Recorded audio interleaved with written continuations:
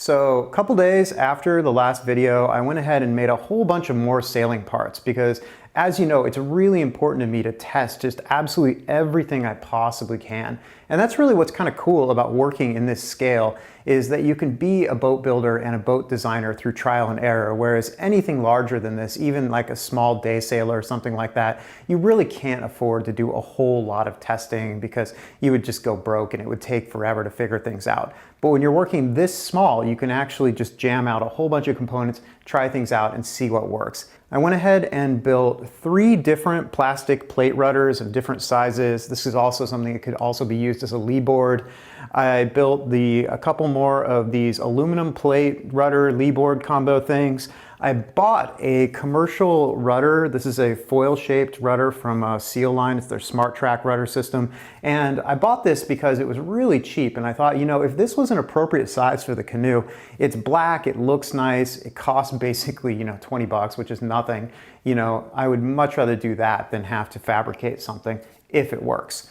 And then finally, I kind of went way out there, outside of what I normally do here at Cape Falcon Kayak, into the realm of, I think, what you might say, real woodworking, real boat building, which is something that's really painstaking and complex. And that is, I made a couple of absolutely mathematically perfect NACA 0013 or 13% foil sections. And the reason I made these was because I wanted to have a really good comparison between what would be an optimal foil shape or rudder shape and these flat plate rudders that I already designed. And this is something you can't really do well by eye. I feel like it doesn't even make any sense to even try to go anywhere near foils unless you're willing to go absolutely perfect. And what that meant in my case was building a template and then building a router jig. And so I could carve these perfect little foils right here so I could compare them to my flat plate rudder. And I specifically chose these particular dimensions for this, not only because they are kind of just a generally appropriate dimension for this size of a canoe. This is about 2 feet long and it's about 5.5 inches wide and it's about 11/16 inches thick. But because this is exactly the dimension of a piece of store-bought CVG trim board, in this case Douglas fir, which is kind of appropriate for this because it's, you know, reasonably easy to carve, but it's also hard enough that it's not going to get just immediately damaged. And I figured if this actually ends up being something that works and to end up having to make a whole bunch of these or recommend a whole bunch of these, I don't want to have somebody have to go out and find some really weird wood size. And that's actually something that's important to mention because this is something that's common to all of the boat building that I do, is I try to work with what I call natural measurements, which is measurements that are common to either basic household items or also common lumber sizes. That way you don't end up with something being spec'd at, say, a 1/4 inch over a common lumber size, and then you have to spend a whole bunch more money. And you see that through all of my measurement systems as well. I like to work in whole feet. I like to work in whole inches wherever possible. If I'm specifying any kind of a radius on something, it's usually a radius of a common household item like a bucket or a roll of tape or something like that. Because honestly, it's a pain in the ass to have to set up and find a protractor so you can make a very specific radius. Much easier to just grab something off the shelf and trace it. So this is just one more example of me working with a common measurement system. Other things that I built a couple more of these kind of backrest. This thing is getting kind of cool. It's getting kind of complicated and shapely. You guys already know about the movable thwart system that I use. Well, this is just kind of an extension of that. It doesn't have as many locations that it can sit along the gunnel, but it has a lot more features. You know, it had a tiller rest right here. It had a scoop for the backrest. This is actually a tiny little, I guess you could call it a mast partner in case you wanted to cannibalize the second sail off one of the canoes, set it up behind you in one of the canoes, and make yourself a tiny little schooner if you wanted to experiment with that idea. There were things about this that worked really well. There was things about this that didn't work really well. Here's actually a big blank for this same foil that I ended up making in case I want to make a few more of these. The original movable thwart that you already saw in a couple videos ago. And this is super simple and super useful. All this is a square block of wood with different holes drilled in it, and I'll explain this to you when I actually go down into the canoe and show you how all this sets up. But this is just one of those things that is just continuing to blow my mind about this particular system of being able to bungee cord a frame member anywhere you want quickly across the entire top of the gunnels. So this thing can be sitting in front of you, and it can be an attachment for a lee board type of situation, or it can be sitting behind you and it's a backrest, or it can be sitting all the way at the back of the canoe and it's an attachment for a tiller for like downwind sort of work. So lots of versatility here in something that literally takes 5 minutes to make. All right, so heading down to the lower level here, you can see that I've built a couple of different tiller arrangements. I showed you these a little bit in the last video. I've got a couple of different star knobs I've been experimenting with here.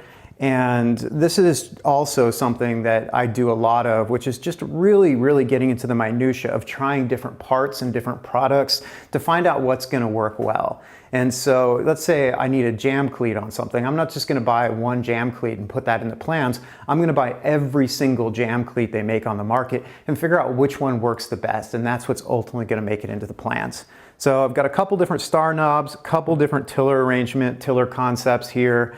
You can see the basic one that I showed you last time. It is a folding tiller, and it can fold up like this for easy storage, or it can fold down, or it can fold back a little bit. And this is actually quickly reversible. So this can sit in the front of the canoe as a lee board or in the back of the canoe as a rudder. So pretty versatile thing in a pretty compact little package. I made 2 more sets of the catamaran setup here where you can actually bungee both of the canoes together and have them sitting side by side if you want to be out with a friend that way. I've also got just a tiny little mast step that I made for that schooner arrangement that I just mentioned. This is something I haven't actually even tried yet, but it works well in the living room. We'll see how well it works actually on the water. And I built a temporary lee board bracket. And this is one of those things where if this was any bigger of a canoe, like if this was a 15-foot canoe or a real canoe, something like this just wouldn't work because it wouldn't have the strength. But because we're working at this scale, I can get away with a little bit less of a structurally strong thing and have it still be able to handle the forces involved. And this is something that I only used once. I absolutely hated it, and I knew I was going to hate it, but I built it anyways. And if you're wondering why that is, when you're creating something, if you only follow your own ideas, it tends to have a narrowing effect, and it's really easy to get kind of seduced by your own BS. And it's true that if you're proficient at something, usually when you have a thought about it, that thought is correct. But occasionally it's totally wrong. And if you're not willing to explore places that you think you're right but might be wrong, you risk missing a lot of the real gold in the design process. So, you know, this thing, I thought it wasn't gonna work. It ended up not working. It's just a big waste of time and money and effort. But there was a small possibility that it could have worked amazingly. And if I wouldn't have built it, I might not have known that. And some of my best ideas have come from that whole philosophy of challenging myself and finding places that I might be wrong about something that I think I'm right about. And that's kind of an important thing to me, not just for building, but just in life in general. So anyways, so those are all the pieces that I built. Most of this stuff is not ending up being used. You know, I run a really quick process here. I try things out. If they don't work, I set them aside and I keep going, because it's really important to stay focused on the overall mission of what I want this canoe to do, because it's not really honest of me to show you something that looks really lightweight and simple, but then when you get it down on the water, it ends up being not that versatile, or it takes a whole long time to set up. And I feel like that really kind of speaks to something that's kind of common in all small boating, where people get really into the idea of getting a little boat and getting out of the water, whether it's a tiny little sailboat or a rowboat or whatever.